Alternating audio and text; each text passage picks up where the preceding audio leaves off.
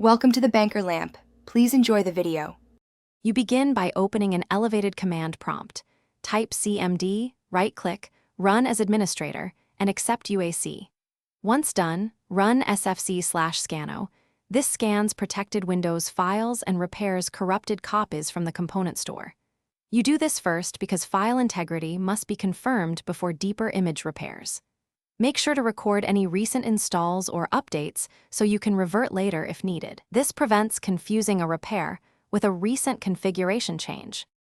Once SFC reports unresolved problems, run dism with dism/online/cleanupimage/restorehealth to repair the Windows component store that SFC depends on. If dism cannot repair online, supply a healthy source.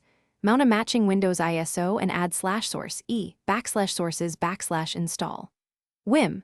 After dism completes, schedule chkdsk/f/r to check and repair file system and bad sectors. chkdsk may require a reboot. These steps you finish by addressing boot problems if present.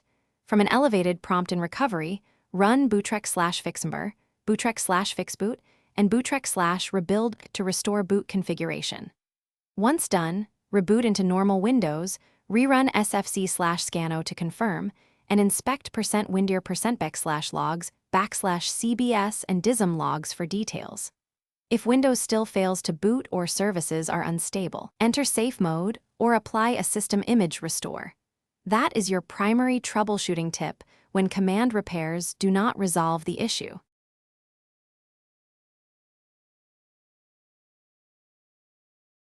Thanks for watching. If this was helpful, leave a like and consider subscribing. See you next time.